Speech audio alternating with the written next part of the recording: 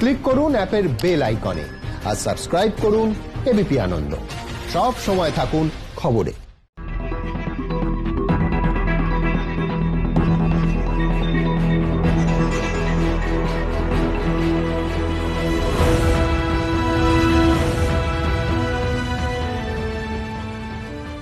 সুকুমার রায় শব্দ ধার করে বলতে হয়, রাম খটাখট ঘ্যাচং ঘ্যাচ, কথায় কাটে কথার প্যাঁচ। কাগজে কলমে ভোট এখনো অন্তত মাস 6 দেরি, কিন্তু ঘটনার ঘনঘটায় মনে হচ্ছে যে একেবারে সামনের সপ্তাহে ভোট। আজকের দিনটাই ধরুন, জটায়ু থাকলে নির্ঘাত লিখে ফেলতেন সোমবার সরগরম। একদিকে বাঁকুড়ায় দাঁড়িয়ে অমিত শাহকে তীব্র ভাষায় আক্রমণ করছেন মমতা বন্দ্যোপাধ্যায়। বলছেন 5 স্টার হোটেলের ভাত এনে দলিতের বাড়িতে খেয়েছেন কেন্দ্রীয় স্বরাষ্ট্রমন্ত্রী। পাল্টা সায়ন্তন বসু বলছেন এটা নিম্ন রুচির রাজনীতি। আবার অন্যদিকে মিমের কয়েকজন নেতাকর্মী যোগ দিলেন তৃণমূলে, যদিও মিমের মুখপাত্র এদের গুরুত্বহীন এবং দলবিরোধী কাজে অভিযুক্ত বলে দাবি করছেন। রাজনৈতিক তৎপরতা অবশ্য এখানেই শেষ হচ্ছে না। একদিকে শুভেন্দু অধিকারীর সঙ্গে ফের বৈঠকে বসবেন বলে জানাচ্ছেন সৌগত রায়, তো অন্যদিকে শোভন চট্টোপাধ্যায়ের বাড়িতে নাকি লাঞ্চেও যেতে পারেন দিলীপ ঘোষ। ঘটনার ঘনঘটা নানা দিক নিয়ে আজ আমরা আলোচনা করব, কিন্তু শুরুতেই আপনাদের দেখাবো বাঁকুড়ায় গিয়ে অমিত শাহকে তীব্র আক্রমণ মমতা বন্দ্যোপাধ্যায়। পাল্টা জবাব দিল বিজেপিও। দেখুন। আমি কিছুক্ষণ আগে এখানে আস্তে আস্তে আমি একটা তপস্বী গ্রামে গিয়েছিলাম, সবার সাথে আমার কথা হলো।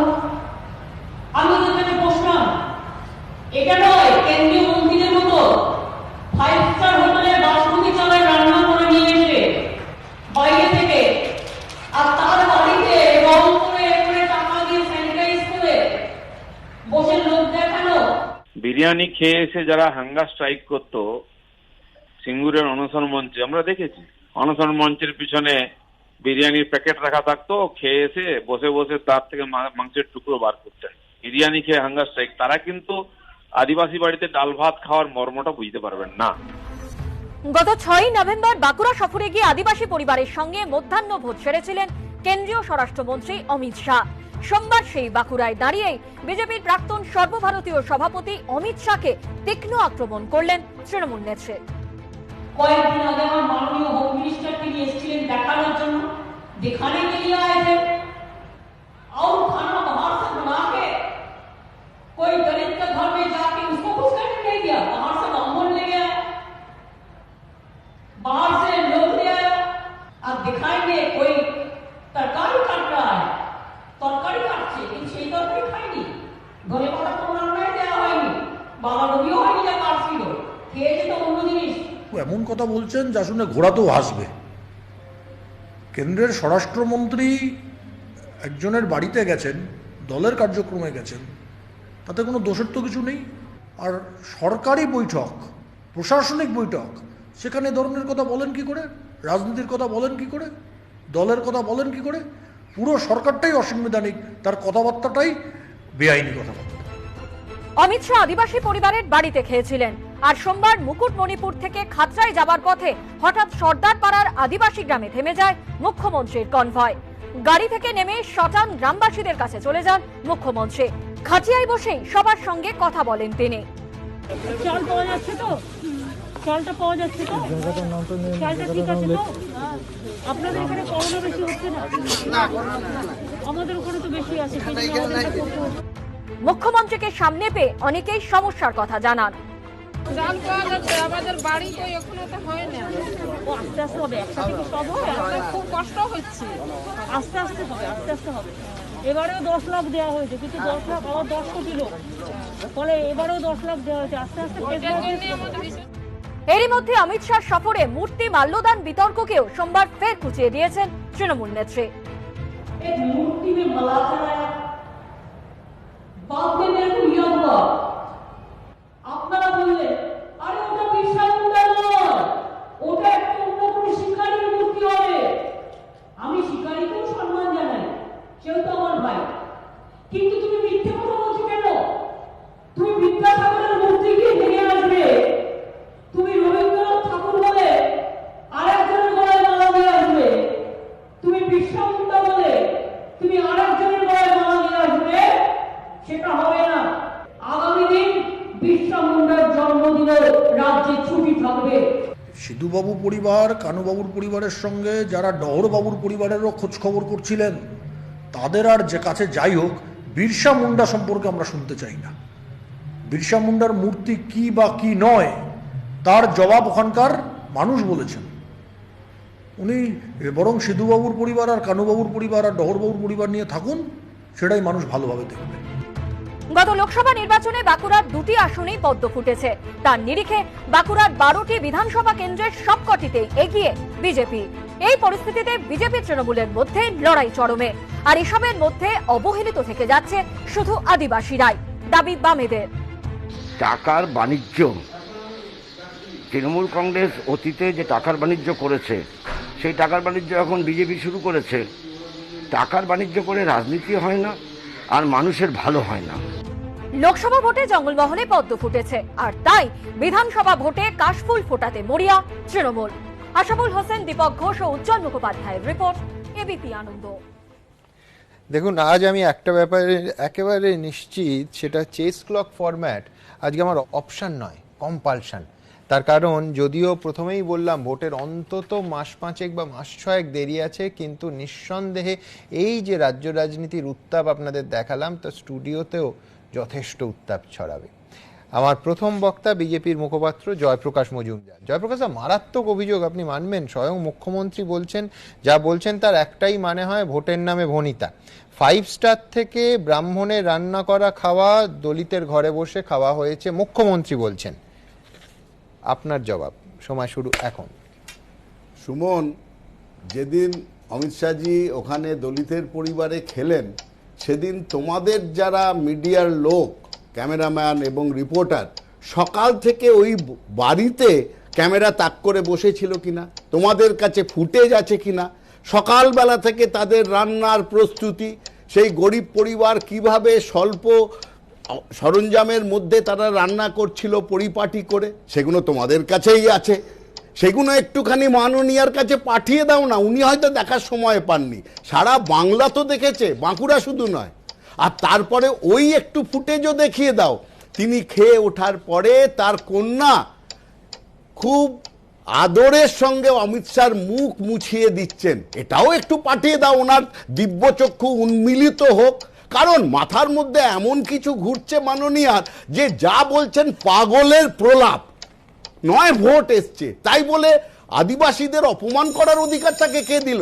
যে পরিবারটি, তারা তো আদিবাসী পরিবার, তারা সকাল থেকে রান্না করে তাদের স্বল্প আয়োজনের মধ্যে তারা খাওয়ালো, আর তাদের অপমান করছে যে তোমার বাড়িতে খেয়েছে, সেটা এসছে 5 স্টার থেকে। তাদের মনের অবস্থা কি বলুন তো?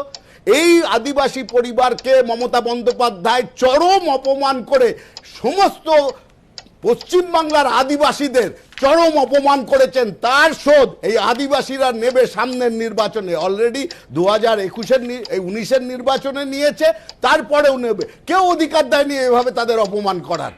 তাদের স্বল্প আয়োজন হতে পারে, তাই বলে তাদের অপমান করলেন এইভাবে মিথ্যে কথা বলে।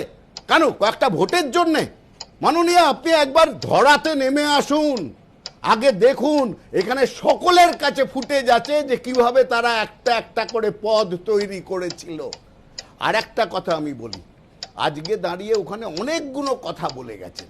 বিরসা মুন্ডার জন্মদিনে আমি ছুটি দিলাম। আচ্ছা, বিরসা মুন্ডার জায়গায় ওখানে যদি একজন সাঁওতালের কে মালা দেওয়া হয়, তাকে এই সম্পূর্ণ আদিবাসী সমাজকেই কি তাদের সম্মান করা নয়?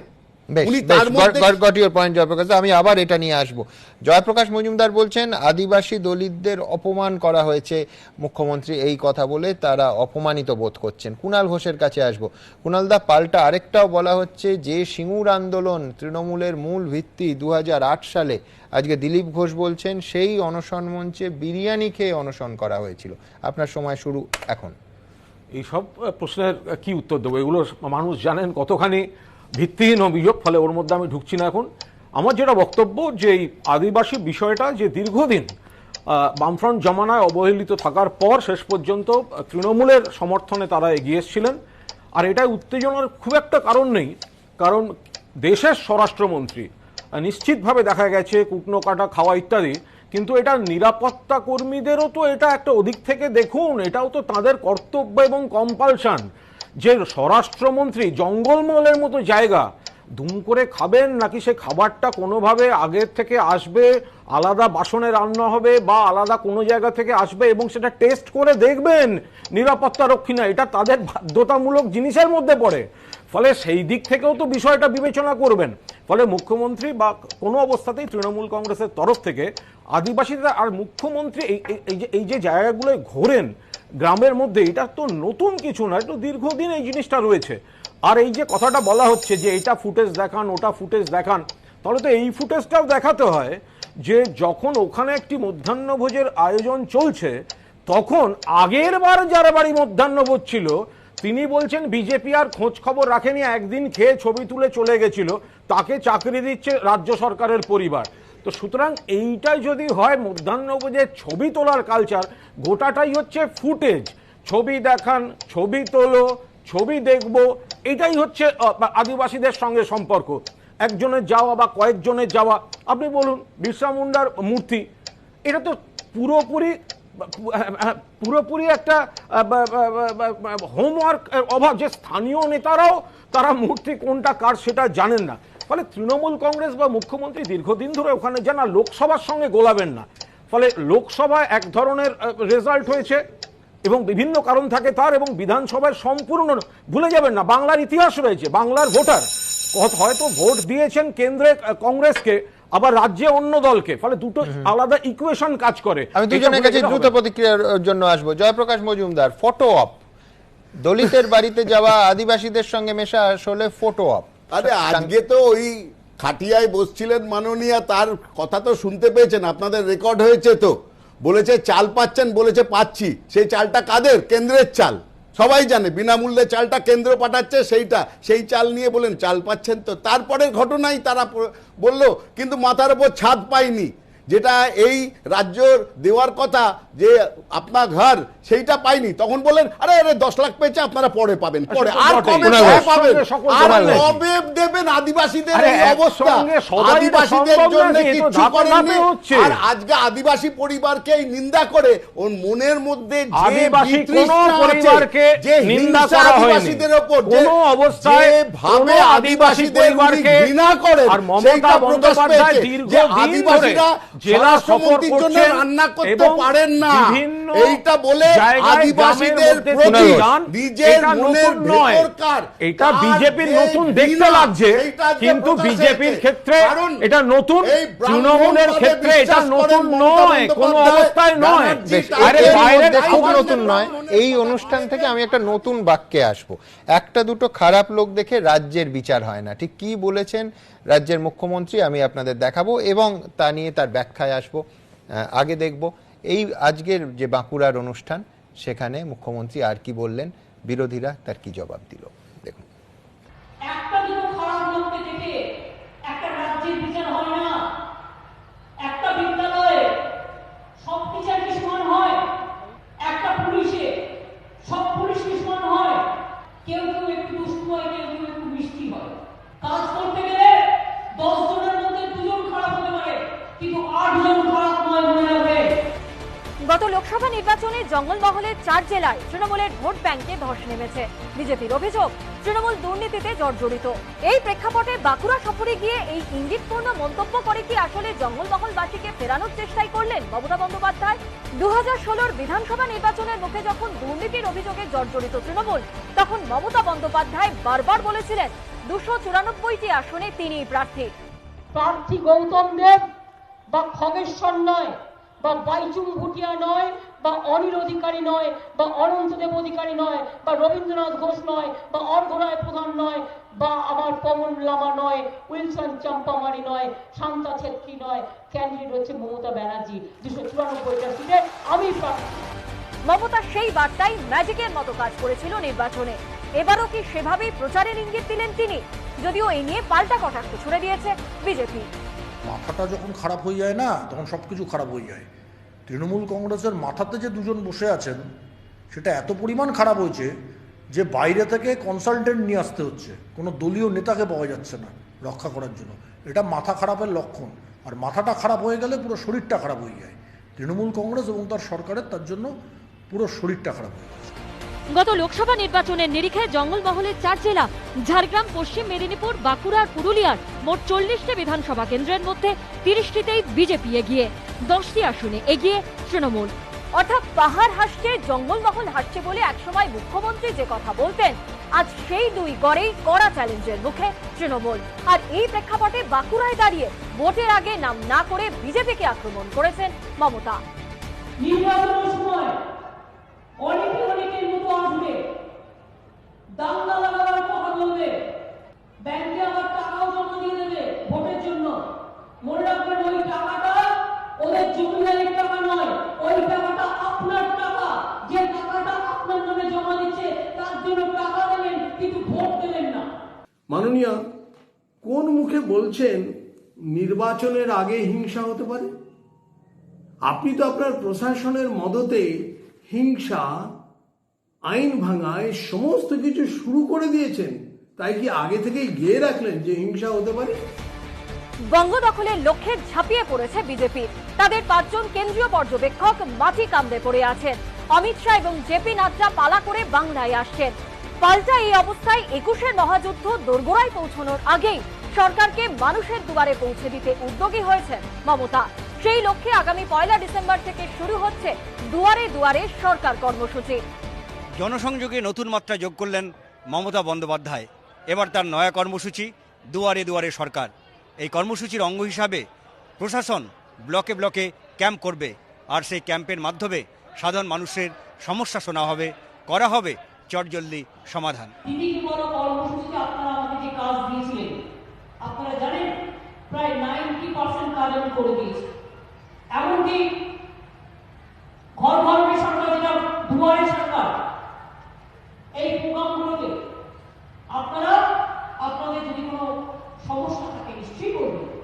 সব সমস্যা সমাধান করা হয়তো যায় না, চেষ্টা করে দেখতে ক্ষতি কি আছে। যে 500 কোটি টাকা খরচ করে যাকে নিয়ে এসছে তাকে আলটিমেটলি বিজেপিকে কপি করতে হচ্ছে। 2019 সালে আমাদের মা দুর্গার ছবি দিয়ে আমরা লোগো তৈরি করেছিলাম এবং ঘরে ঘরে সম্পর্কে আমরা পৌঁছেছিলাম দুয়ারে দুয়ারে পদ্মের আগমনী করে। আজকে সেই দুয়ারে দুয়ারে বাংলায় সরকার বলে, মানে এবার বোঝা যাচ্ছে মমতা ব্যানার্জি ভেতরে ভেতরে বুঝতে পারছে যে সে বিজেপিকেই আলটিমেটলি কপি করছে, তৃণমূল সরকারকে আর কেউ ভোট দেবে না। আগামী বিধানসভা ভোটের আগে এনআরসি ইস্যুতেও বিজেপিকে তীব্র আক্রমণ করেন মমতা। আলু নেই, পেঁয়াজ নেই, সব আলু নিয়ে পালিয়ে গেছে। কতগুলো কালোবাজারি যোদ্ধা এদের হাতে আইন করে দিয়েছে। চাষিদের সব কেড়ে নেবে, দরিদ্রদের সব কেড়ে নেবে, সংখ্যালঘুদের সব কেড়ে নেবে। আর ক্ষমতায় এসে বলবে এনআরসি চাই, তোমার বাবার সার্টিফিকেট দাও, তোমার মায়ের সার্টিফিকেট দাও, তোমার ঠাকুমার সার্টিফিকেট দাও, আর তার নামে তুমি বাংলা থেকে বেরিয়ে যাও। এই তৈরির কাজ। মমতা ব্যানার্জি কৃষকদের জন্য একই কথা বলছেন, কেন 6,000 টাকা করে প্রধানমন্ত্রী কৃষি সম্মান নিধি যোজনা এখন নিতে দিচ্ছেন না? তিনি যদি এতই চিন্তা করেন তাহলে আলু রাখার জন্য যে হিমঘরের পর্যাপ্ত পরিমাণ হিমঘর দরকার, কোল্ড স্টোরেজ দরকার, কেন জঙ্গলমহলে এখনো পর্যন্ত একটা হিমঘর তৈরি হচ্ছে না? কটা কোল্ড স্টোরেজ তৈরি হচ্ছে এটা মমতা ব্যানার্জিকে সংখ্যা নিয়ে বলতে হবে। 2014 থেকেই বাংলা নির্বাচনে বিজেপির তুরুপের তাস এনআরসি সিএ। পাল্টায়ের বিরোধিতায় সরব তৃণমূল। শেষ অবধি কার কথা শোনে মানুষ, সেটাই দেখার। দীপক ঘোষ, আশাবুল হোসেন ও বিজেন্দ্র সিংহের রিপোর্ট, এবিপি আনন্দ। আমি অধ্যাপক সুমন বন্দ্যোপাধ্যায়ের কাছে যাব। সুমনবাবু, আমি আবার সেই বাক্যটায় ফিরতে চাইব। একটা দুটো খারাপ লোক দেখে রাজ্যের বিচার হয় না। বহু দিক থেকে এই বাক্যটা দেখা যায়। এক, রাজ্য সরকারের উন্নয়নমূলক কাজকে দলের থেকে আলাদা করে দেখতে বলছেন। দুই, দলের কোনো লোকের ব্যবহার বা দুর্নীতিতে যদি কেউ অসন্তুষ্ট হন, তিনি যেন সরকারের থেকে মুখ ঘুরিয়ে না নেন, সেটাকে এনশিওর করতে চাইছেন। মানে বার্তাটা পরিষ্কার। তিনি চাইছেন, মমতা বন্দ্যোপাধ্যায় চাইছেন ভোট হোক তার এবং তার সরকারের 5 বছরের কাজকর্ম দেখে। অর্থাৎ ওই 2016 সালের কথা, যে সব কেন্দ্রে প্রার্থী একজন, মমতা বন্দ্যোপাধ্যায়। আপনি মানবেন? সময় শুরু। না, দেখুন, মমতা বন্দ্যোপাধ্যায়ের আমলে উন্নয়নের যে মডেলটা, সেটা হচ্ছে ইনক্লুসিভ মডেল। মানে সবাইকে নিয়ে উন্নয়ন, সবাইকে নিয়ে উন্নয়নের নমুনা একাধিক রয়েছে। আমি তো বলছি এটা তো চ্যালেঞ্জ করা যায়। বর্তমান ভারতবর্ষের কোন রাজ্যে এত প্রকল্প চালু হয়েছে যাতে পশ্চিমবঙ্গের সমস্ত মানুষ সব ধর্ম বর্ণ জাতি নির্বিশেষে প্রত্যেক মানুষের কাছে সরকারি সাহায্য গিয়ে পৌঁছেছে। আমি একটা ছোট্ট মানে একটু আগে চাল গমের কথা হচ্ছিল না, একটু আগে বিজেপি প্রতিনিধি বললেন, আমি একটা ছোট কথা মনে করিয়ে দিই যে মানে কেন্দ্রীয় সরকার নভেম্বর পর্যন্ত অতিরিক্ত রেশন দিচ্ছিলেন, সেটা নিয়ে তারা মুখ খোলেননি, অর্থাৎ রেশন নভেম্বরে বন্ধ হয়ে গেল। আর মমতা বন্দ্যোপাধ্যায়ের বিনামূল্যে রেশনটাকে আগামী বছরের জুন পর্যন্ত চালু রেখেছেন।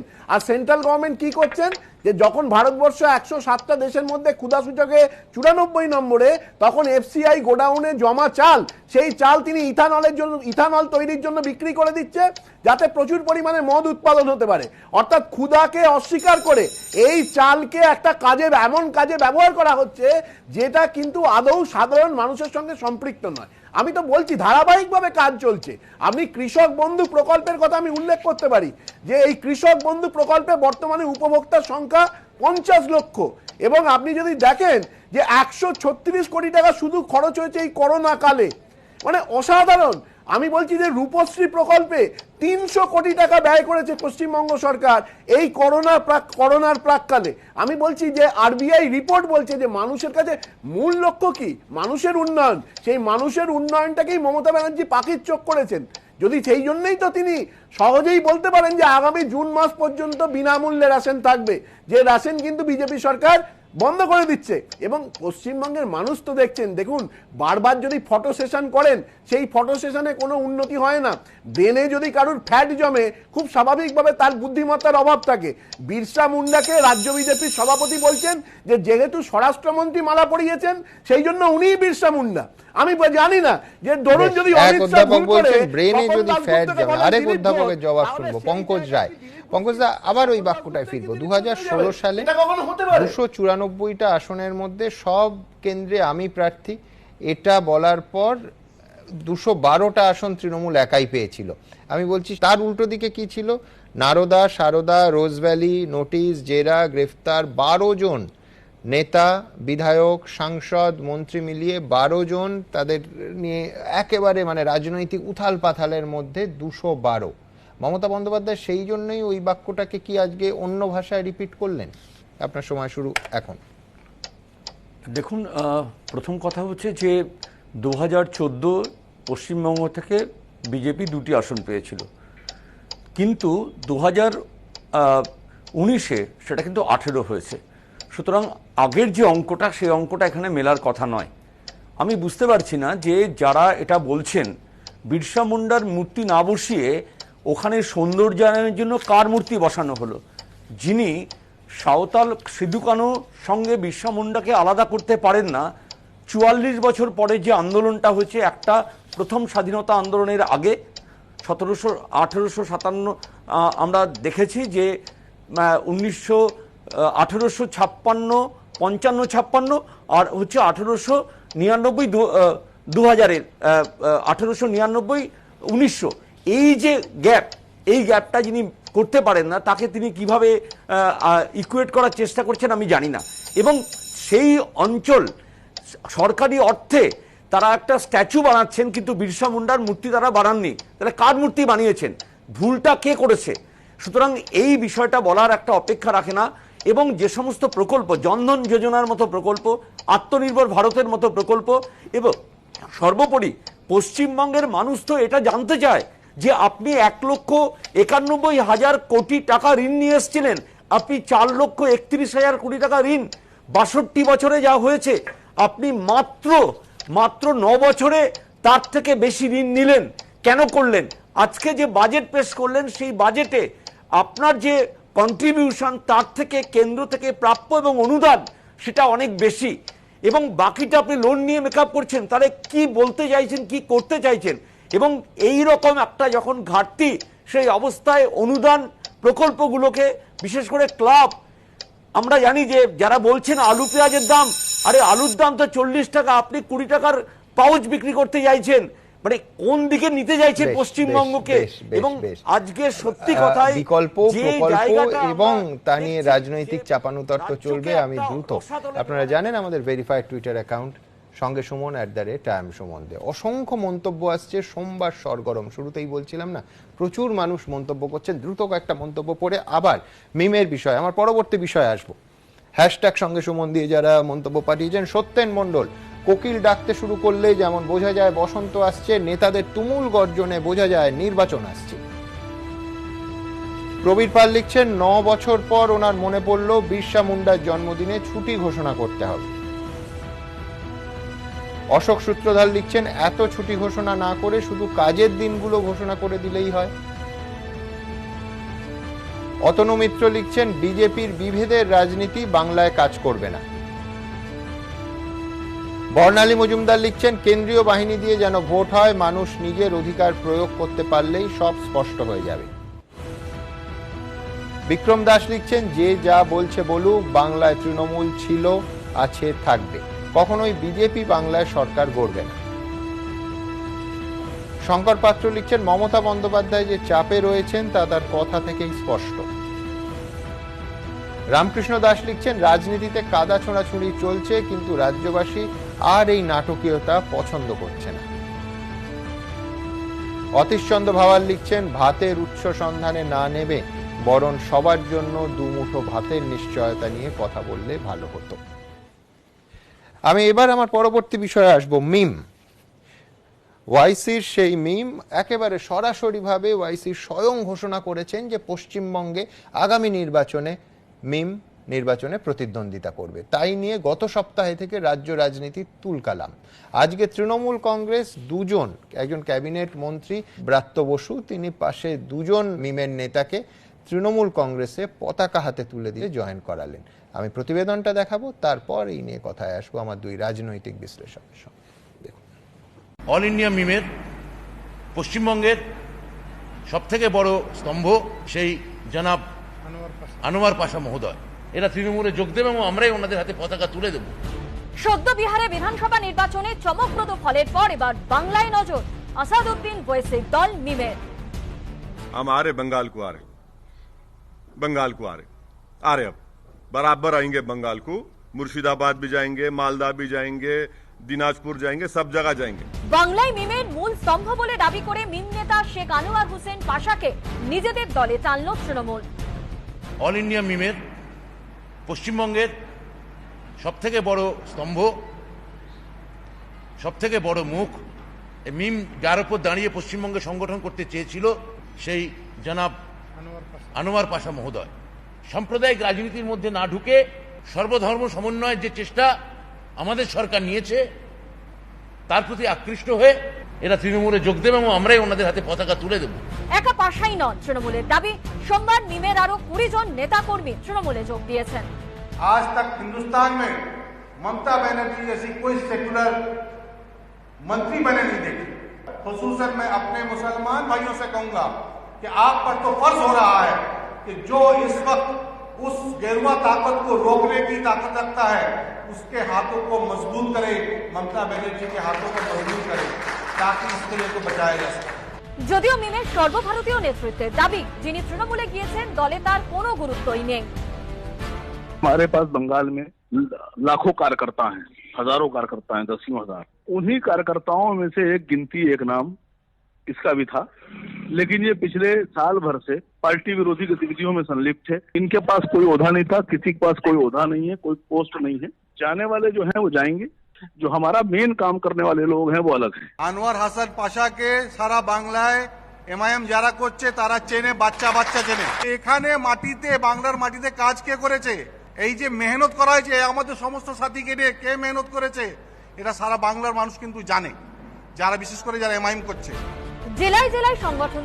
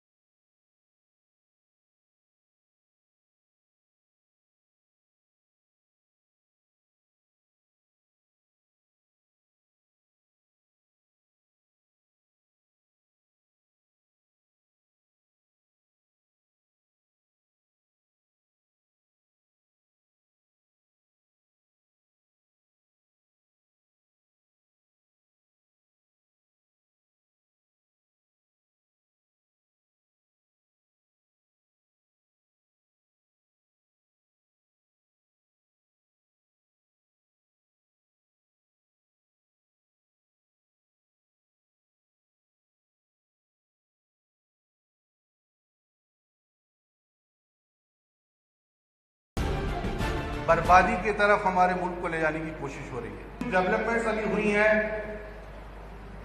बिहार में, उससे एक चीज साफ हो गई है, वोटों को किस तरीके से पोलराइज करके बंगाल के मस्तक पे बैठने का ख्वाब देख रहे हैं। क्या असदुद्दीन ओवैसी साहब, हमारी राय ये है साहब कि बंगाल में अपना आए। মিমের সব লোকে তৃণমূলে যোগ দেবে, কারণ তৃণমূল আর মিম একই লুডোর ছক্কার এপিট আর ওপিট। পার্থক্য হচ্ছে যে কখনো কখনো এনারা একটু ভয় পান, ভয় পাওয়ার কোনো কারণ নেই। মিম এবং তৃণমূল কংগ্রেস একই জোটসঙ্গী আছেন পশ্চিমবঙ্গকে পশ্চিম বাংলাদেশ বানানোর জন্য। ওরা দুজনে একসঙ্গে চেষ্টা করছে, এই নিয়ে কোনো সন্দেহ নেই। ভোট কাটাকাটি রুখতে মিম নেতাকে দলে টানাটা তৃণমূলের মাস্টার স্ট্রোক হলো নাকি বিষয়টি ব্যাকফায়ার করবে, তার উত্তর মিলবে ভবিষ্যতে।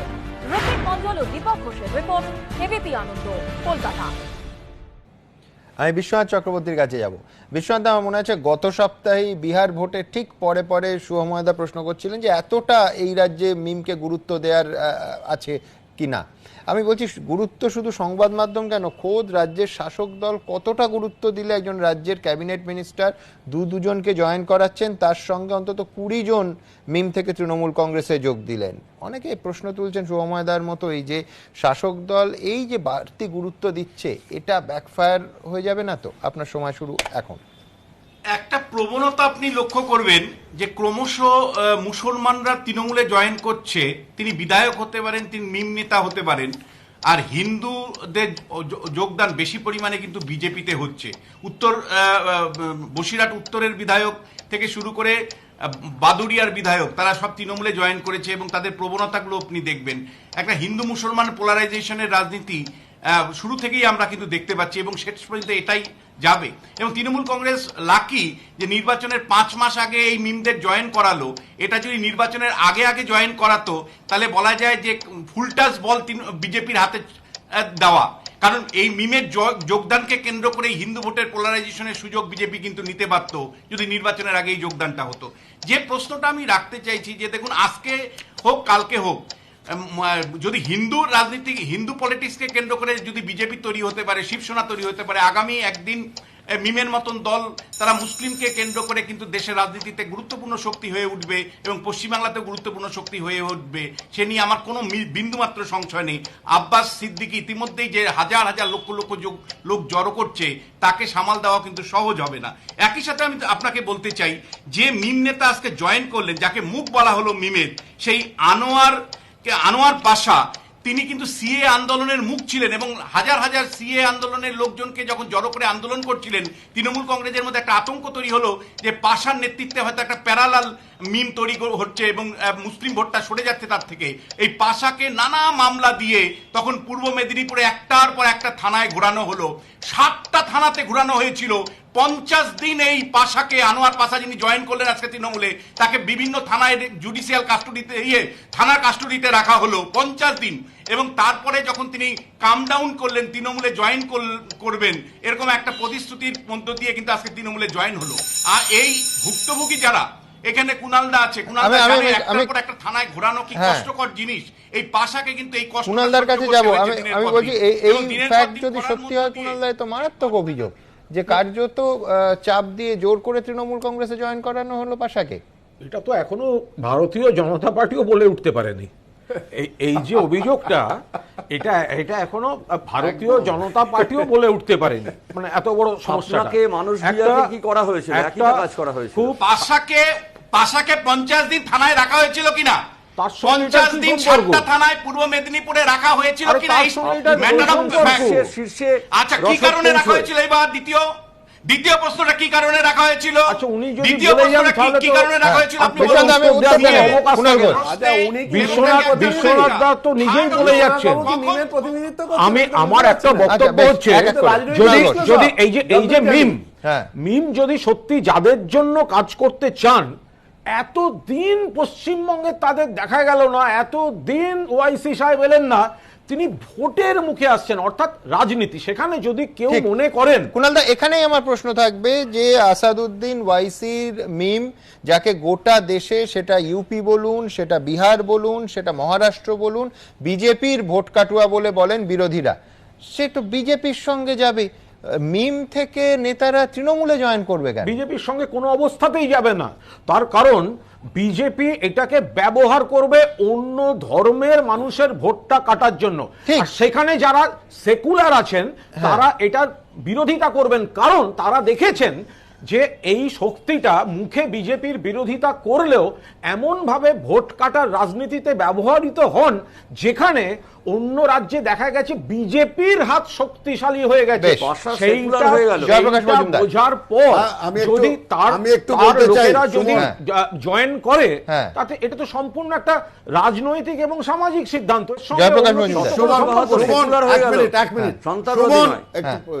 একটা কথা আমরা মনে করিয়ে দিতে চাই দর্শকদের, গত 2 বছর ধরে বা 3 বছর ধরে আমরা কি দেখেছি সর্বভারতীয় রাজনীতিতে, যে 370 ধারা হোক, ট্রিপল তালাক হোক, সিএএ নিয়ে হোক, নাগরিক বিল, তাতে মিমের সঙ্গে কাঁধে কাঁধ মিলিয়ে আওয়াজ তুলেছে তৃণমূল কংগ্রেস, একসঙ্গে হাতে হাত ধরে তারা পার্লামেন্টে লড়াই করেছে। আর আজকে তারাই আবার একসঙ্গে আসছে, এটাই তো হওয়ার কথা। কি করে বলবে বি টিম? 1 মিনিট, আমার সময় বলিনি, আপনার সময় বলিনি, আপনার সময় বলিনি, আপনার সময় বলিনি, আপনার অস্বস্তি হচ্ছে জানি। আর মিমের কথা যদি হয়, আজকে একটা রাজনৈতিক দল, আজকে আমরা তাদের বিরোধী একটা 2 মেরুতে, কিন্তু আমরা বলতে পারি না তারা কেন এসছে। যে স্বৈরচারী মনোভাব নিয়ে মমতা বন্দ্যোপাধ্যায় বলছে তারা কেন এখানে আসবে, কেন এখানে এসে লড়বে, এটা রাজনৈতিক ব্যাপার। আরে রাজনৈতিক দল রাজনৈতিক ব্যাপার করবে না? তারা রাজনৈতিক দল, তাদের লড়ার অধিকার সারা ভারতের যে কোনো জায়গায় সেই অধিকারটা মানুন। আরে স্বৈরাচারী নয়, আর মুসলমান ভোট আপনাদের পৈতৃক সম্পত্তি নয়। আমি এই বিষয় নিয়ে শুভময় মৈত্রের কাছে যাব। আমি শুভময়দা আবার বলছি যে সম্ভবত গত সপ্তাহে আপনি বলছিলেন যে মিমকে বাড়তি গুরুত্ব দেওয়া হচ্ছে না। তো মিমকে বাড়তি গুরুত্ব তো এখন দেখা যাচ্ছে রাজ্যের শাসক দল একেবারে জয়েন করিয়ে দিচ্ছে, মানে বাড়তি কিনা জানি না, কিন্তু গুরুত্ব দেওয়া হচ্ছে। শুভময় মৈত্র, আপনার সময় শুরু। হ্যাঁ সুমনবাবু, সত্যিকারের কিন্তু এই মুহূর্তে পশ্চিমবঙ্গের রাজনীতিতে কিন্তু বেশ গোলমেলে একটা পরিস্থিতি। অর্থাৎ গোলমেলে পরিস্থিতি মানে কিরকম, আপনি যখন শুরু করলেন কথায় কাটে কথার প্যাঁচ, ঠিক সেই রকম আজকের রাজনীতি। আজকে আমার মনের মাঝে ধাই ধপাধপ তবলা বাজে, কারণ কি যে ঘটছে চারদিকে, তার মধ্যে কতটুকু রাজনীতি, এটা কিন্তু বুঝতে ভীষণ অসুবিধা হচ্ছে। একটু যদি দেখেন, আমাদের পশ্চিমবঙ্গের রাজনীতি মোটামুটি ভিখারির থেকে শিকারিতে পৌঁছে গেছে। অর্থাৎ একসময় ভিখারি পাসওয়ানকে নিয়ে প্রচুর আলোচনা হয়েছিল, আজকে কিন্তু সেই জায়গায় দাঁড়িয়ে গেছে যে বিরসা মুন্ডার মূর্তি না, ওটা একজন শিকারীর মূর্তি। এই যেন বিপ্লব স্পন্দিত বুকে মনে হয় আমি লেনিন।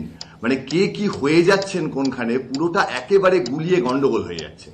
এবার সেই জায়গাটা যদি একটু তাকিয়ে দেখেন, যে এই যে মিম নামক যে রাজনৈতিক দল, এই রাজনৈতিক দল কিন্তু যেটা করতে পারে একেবারে পরিষ্কার, সেটা হচ্ছে পশ্চিমবঙ্গের একটা 30% সংখ্যালঘু ভোট, তাতে একটা ভাগ বসাতে পারে। আর আপনি যদি একটু অন্যদিকে তাকান, এই যে 30% সংখ্যালঘু ভোটের মধ্যে যত বেশি করে আমরা তাকাবো, যত বেশি করে সেটা নিয়ে আলোচনা করব, তত খুব স্বাভাবিকভাবেই 70%, আমি সহজ হিসেব করছি, বাকি শতাংশগুলো বাদ দিচ্ছি, অর্থাৎ লঘু গুরুর রাজনীতিতে গুরুকে ইগনোর করার একটা জায়গা কিন্তু তৈরি হয়ে যাচ্ছে। এবং অবশ্যই এইরকম একটা জায়গা যদি তৈরি হয়, সেখানে অত্যন্ত ভালো সুবিধে পাওয়ার কথা কিন্তু বিজেপির, অত্যন্ত স্বাভাবিক ব্যাপার। কারণ এই যে 30% ভোট, তার ওপর ভাগাভাগি চলছে, সেটাই সংবাদ মাধ্যমে বারবার আসছে। তাহলে অন্যদিকে সাধারণ মানুষজন কিন্তু ভেবে ফেলতেই পারেন যে আমাদের দিকে কি কেউ নজর দিচ্ছে না, আমাদের গুরুত্বটা কি কমে যাচ্ছে। এই গুরুত্ব কমার জায়গাটায় কিন্তু 70% ভোটের যে ভাগ, সেইখানটায় বিজেপির যে রাজনৈতিক কনসলিডেশন, সেই জায়গাটা কিন্তু বাড়তেই পারে। অর্থাৎ যে প্রশ্নটা আপনি একটু আগেই তুলেছিলেন, একেবারে পরিষ্কার প্রশ্ন, যে মিমকে অতিরিক্ত গুরুত্ব দেওয়ার মধ্যে মিমের নেতাদের সঙ্গে তাদেরকে ডেকে এনে রাজনৈতিক মঞ্চে তৃণমূল তাদের যে যতটা জায়গা করে দিচ্ছে, সেই জায়গাটা কিন্তু যদি হিন্দু ভোটে ব্যাকফায়ার করে, তাহলে কিন্তু একটা বিপদের সম্ভাবনা তৃণমূলের আছে। কুণালদা মাথা নাড়ছেন, নিশ্চয়ই বলবেন এর বিরুদ্ধে কিছু, ওনার একটা। আমি কুণালদার কাছে যাব, তার আগে একবার বিশ্বনাথ বাবুর কাছে যাব। শুভময়দা 30% কথা বলছেন, আমি যদি এই 30%টা একেবারে অন্য একটা দিক থেকে একটু বিভাজন করি, সেটা হচ্ছে মূলত উর্দুভাষী মুসলমানদের মধ্যে মিমের জনপ্রিয়তা। বাংলায় উর্দুভাষী মুসলমানদের সংখ্যা 6, ওই 30%-এর মধ্যে 6% মতো। কতটা প্রভাব পড়তে পারে মিমের রাজ্য রাজনীতিতে? সত্যিই পারে, নাকি এই পারসেপশন থেকে একটা মেরুকরণের জন্ম হতে পারে, যে আশঙ্কা শুভময় মৈত্র করছেন? বিশ্বনাথ চক্রবর্তী। লাস্ট 2 মাসে সুমনদা, আপনার সাথে আমার যতটুকু কমিউনিকেশন হয়েছে, আমি বারবার শুধু আপনাকে যে ছবিটা দেবার চেষ্টা করেছি সেটা হলো আসাউদ্দিন সিদ্দিকীর যে জনসভাগুলো, যেটা ফুরফুরা শরীফের পীরজাদার ভাইপো, তিনি যেভাবে একটা সংগঠিতভাবে এগোচ্ছেন এবং ডিসেম্বর মাসে দল তৈরি করবেন, আমার কাছে যা খবর ইলেকশন কমিশনের কাছে উনি কাগজপত্র জমাও দিয়ে দিয়েছেন, ফলে সব মিলে উনার পার্টিটা কিন্তু ডেফিনেটলি পশ্চিমবাংলার রাজনীতিতে গুরুত্বপূর্ণ শক্তি হয়ে উঠবে। কিন্তু মিমকে নিয়ে যতটা বলা হচ্ছে, মিম কিন্তু পারসেপশন লেভেল অনেক বেশি গুরুত্বপূর্ণ হচ্ছে, গ্রাউন্ড রিয়ালিটিতে কিন্তু আব্বাস উদ্দিন সিদ্দিকীর দল অনেক বেশি গুরুত্বপূর্ণ হয়ে উঠতে পারে, এবং সেই দল যদি বাম এবং কংগ্রেসের সাথে জোট তৈরি করে আমি অবাক হব না। একেবারে শুভেন্দু অধিকারীর মানভঞ্জনের চেষ্টায় তৃণমূল কংগ্রেস। সকালেই সৌগত রায় ঘোষণা করে দিলেন যে আবার তিনি বৈঠকে বসবেন শুভেন্দু অধিকারীর সঙ্গে। ব্যাস, সকাল থেকেই বিভিন্ন বাংলার সংবাদ মাধ্যমের সাংবাদিকরা কেউ শুভেন্দু অধিকারীর পিছু ধাওয়া করলেন, কেউ আবার পাপারাজ্জিদের মতো সৌগত রায়ের পিছু ধাওয়া করলেন। সন্ধির সুর শোনা যাচ্ছে ফিরহাদ হাকিমের গলায়ও। আমি প্রতিবেদনটা দেখাবো, তারপর তা নিয়ে নানা প্রশ্ন রয়েছে, দেখুন। আমি এখনো একটা মন্ত্রিসভার সদস্য, মুখ্যমন্ত্রী আমাকে মন্ত্রী রেখেছেন, উনিও তাড়াননি, আমিও ছাড়িনি। গত বৃহস্পতিবার রামনগরের সভা থেকে এই বার্তা দিয়েছিলেন শুভেন্দু অধিকারী। এই প্রেক্ষাপটে এখনও তার মানভঞ্জনের চেষ্টা চালিয়ে যাচ্ছে তৃণমূল। তবে সোমবার দ্বিতীয় বৈঠকের পরও বরফ পুরোপুরি গলেনি বলেই সূত্রের দাবি। সোমবার রাতে উত্তর কলকাতায় একটি বাড়িতে প্রায় 1.5 ঘন্টা ধরে শুভেন্দুর সঙ্গে রুদ্ধদ্বার বৈঠক করেন তৃণমূল সাংসদ সৌগত রায়। তবে জট পুরোপুরি কাটেনি। ঘনিষ্ঠ মহল সূত্রে দাবি, তৃণমূলের সাংগঠনিক রদবদলের দাবি জানিয়েছেন শুভেন্দু, যদিও বৈঠকে শেষমেশ ঐক্যমত্য হয়নি। এই প্রেক্ষিতে ফের বৈঠকের সম্ভাবনাও উড়িয়ে দেওয়া যাচ্ছে না। সৌগত রায় বা শুভেন্দু অধিকারী কেউই অবশ্য বৈঠক নিয়ে প্রকাশ্যে কিছু বলতে চাননি। এর আগেও শুভেন্দুর সঙ্গে একবার বৈঠক করেন সৌগত রায়। সূত্রের দাবি, বৈঠকে সৌগত রায় প্রশ্ন করেন, দল ছাড়ার ভাবনা কেন আসছে? এই মুহূর্তে দল ছাড়া ঠিক হবে না, তোমার ক্ষোভের কারণ কি? সূত্রের দাবি, একথা শুনে শুভেন্দু অধিকারী বলেন, দলের রাশ যখন মমতা বন্দ্যোপাধ্যায় ও সুব্রত বক্সির হাতে ছিল তখন কোনো সমস্যা ছিল না, কিন্তু অভিষেক বন্দ্যোপাধ্যায় এবং প্রশান্ত কিশোর যেভাবে দল চালাচ্ছেন তা তিনি মেনে নিতে পারছেন না। এর আগে প্রশান্ত কিশোর নিজেও শুভেন্দুর কাঁথির বাড়িতে গেছিলেন, কিন্তু শুভেন্দু তখন বাড়ি ছিলেন না। সূত্রের দাবি, শিশির অধিকারীর মোবাইল ফোন থেকে শুভেন্দুর সঙ্গে কথা বলতে চান প্রশান্ত কিশোর, কিন্তু শুভেন্দু কথা বলতে রাজি হননি। অন্যদিকে নন্দীগ্রাম দিবসের দিন যে ফিরহাদ হাকিম নন্দীগ্রামে শুভেন্দুর পাল্টা সভা করেছিলেন, তার মুখেও এদিন শোনা গেছে কার্যত সন্ধির সুর। আমি টিভিতে দেখলাম যে সৌগতা বলছে যে আজকে বৈঠক আছে, এটার ব্যাপারে আমার কোনো আইডিয়াই নেই। তবে ভালো হয়ে গেলে ভালো, কারণ দলকে ঐক্যবদ্ধভাবে লড়াই করা উচিত, এবং আমরা দলের সৈনিক, মমতা ব্যানার্জির সোলজার, আমাদের এক হয়ে লড়াই করলে ভালো। এদিকে তৃণমূল নেতৃত্বের একাংশ যখন শুভেন্দু অধিকারীর সঙ্গে কথা বলে তার ক্ষোভের কারণ জানার চেষ্টা করছেন, তখন দলের আরেক সাংসদ আবার নাম না করে শুভেন্দুর বিরুদ্ধে লাগাতার আক্রমণ শানিয়ে চলেছেন। হিম্মত থাকে ছেড়ে দিয়ে চলে যাও। বিপ্লব তো অনেক দেখলাম, 48 ঘন্টা বিপ্লব হওয়ার পরও এখনো মন্ত্রিত্বের লোক কেন? এখনো বোধহয় অ্যাসিউরেন্সটা আসেনি, চিফ মিনিস্টার হবে না, মুখ্যমন্ত্রী হবে কি উপমুখ্যমন্ত্রী হবে, দেবে না। শুভেন্দুকে বিজেপিতে যাবেন নাকি তৃণমূলেই থাকবেন, এই জল্পনার মধ্যেই বিজেপির একাধিক নেতা নেত্রী ইতিমধ্যেই শুভেন্দুকে আগাম স্বাগত জানিয়েছেন। কিন্তু তার মধ্যেই হঠাৎ করে সোমবার ইঙ্গিতপূর্ণ মন্তব্য শোনা গেছে দিলীপ ঘোষের গলায়। লোক আছে, তার ছবি আছে, শুভেন্দু বাবু তাকে ধাক্কা মারি মারি বিজেপিতে পাঠাই দিল। শুভেন্দু বাবু কথা বলেছে আমি বিজেপিতে যাবো, বলেনি, তার পার্টি সব বলছে না ও বিজেপিতে যাবে, বিজেপিতে যাবে। আমাদের লোকের অভাব নেই, প্রচুর লোক আছে, অতএব কোনো নেতা লাগবে না। কিন্তু যদি কেউ আসে যে অন্যায় অবিচারের বিরুদ্ধে আমরা লড়াই করবো, আসো। শুভেন্দু অধিকারী মুর্শিদাবাদের পর্যবেক্ষক থাকাকালীন কংগ্রেসের ভাঙন ধরিয়ে মুর্শিদাবাদের একের পর এক পুরসভা দখল করে তৃণমূল। আজ শুভেন্দুকে নিয়ে তৃণমূলের টানাপোড়েন দেখে খোঁচা দিতে ছাড়েনি কংগ্রেস। ইংরেজিদের এক কথা আছে, ব্লো হট ব্লো কোল্ড, কেউ গরম দিচ্ছে কেউ ঠান্ডা দিচ্ছে। যেদিকে কাজে লাগে। শুভেন্দু অধিকারী এখন মমতা ব্যানার্জির কাছে সব থেকে বড় থ্রেট। শুভেন্দু অধিকারীকে যদি কাউন্টার করতে তাহলে মমতা ব্যানার্জিকে নিজেকে কাউন্টার করতে হবে, কারণ পশ্চিমবঙ্গে মমতা ব্যানার্জির পর তৃণমূল পার্টিতে যদি কাউরি স্থান থেকে থাকে তার নাম শুভেন্দু অধিকারী। তাকে মমতা ব্যানার্জির নেতা হতে দেয়নি, বিদ্রোহ ঘোষণা হয়ে গেছে এবং এই বিদ্রোহ রুখার ক্ষমতা মমতা ব্যানার্জির নাই। রাজনীতির অঙ্ক কাটাছেঁড়া সবই চলছে, তবে সেসব পেরিয়ে সবার নজর শুভেন্দুর রাজনৈতিক ভবিষ্যতের দিকে। তিনি কি করবেন সেটাই এখন লাখ টাকার প্রশ্ন। কৃষ্ণেন্দু অধিকারী, ঋত্বিক মণ্ডল ও বিজেন্দ্র সিংহের রিপোর্ট, এবিপি আনন্দ। আমি শুভময় মৈত্রের কাছে যাব। শুভময়দা, সৌগত রায় বা সুদীপ বন্দ্যোপাধ্যায় যেটা করছেন সেটা ট্র্যাক 1 ডিপ্লোমেসি না ট্র্যাক 2 ডিপ্লোমেসি আমি জানি না, কিন্তু একদিকে বৈঠক হচ্ছে, বৈঠকের উদ্যোগ হচ্ছে, অন্যদিকে কল্যাণ বন্দ্যোপাধ্যায়ের তীক্ষ্ণ আক্রমণও আছে। আমি জানি না শুভেন্দু অধিকারীর দিক থেকে জিনিসটা আপনি কিভাবে দেখবেন? সিদ্ধান্তহীনতা নাকি কৌশল, স্ট্র্যাটেজি? খুব ভেবেচিন্তে এইভাবে সব পক্ষকেই ঝুলিয়ে রাখছেন শুভেন্দু। শুভময়দা, আমি একেবারে রাজনীতির কথা এখানে বলা উচিত, তবে তার আগে একটাই বলি সুমন বাবু, আপনি যেরকম বলছেন সোমবার সরগরম, সেরকম আজকের অনুপ্রাস হচ্ছে অভিষেক অধিকারী। অর্থাৎ এই যে শুভেন্দু বাবু আজকে যদি ধরে নিই যে আস্তে আস্তে একদিক থেকে একটু অন্যদিকে যাচ্ছেন, আবার তৃণমূলের দিকে ফেরত আসছেন, তাহলে সেই জায়গায় যেটা দাঁড়াচ্ছে সেটা হচ্ছে যে তৃণমূলের রাশ এই মুহূর্তে যাদের হাতে, অর্থাৎ প্রশান্ত কিশোর বা অভিষেক বন্দ্যোপাধ্যায়, সেই জায়গাটায় দাঁড়িয়ে তিনি কিন্তু সেই যে তাদের সঙ্গে একটা সমঝোতায় আসছেন বা তাদের নেতৃত্বে লড়াই করার কথা ভাবছেন, এটা হচ্ছে প্রথম জিনিস যেটা সংবাদ মাধ্যমের পারসেপশন দেখে আমাদের মনে হচ্ছে। দ্বিতীয় প্রশ্নটা যেটা হচ্ছে সেটা হচ্ছে যে এই যে আজকের যে বর্তমান পরিস্থিতি, এই জায়গায় শুভেন্দু বাবু তিনি কিন্তু বারবার যদি দল ছাড়বেন বলেন বা এরকম একটা আভাস দেন এবং তারপর যদি দল না ছাড়েন, এটা যদি আপনি একটা কর্পোরেট সেক্টরের কথা ভাবেন, সেটা হচ্ছে একজন তার সেই জায়গায় তার নিজের মূল্যটা বাড়ানোর চেষ্টা করছেন কিনা।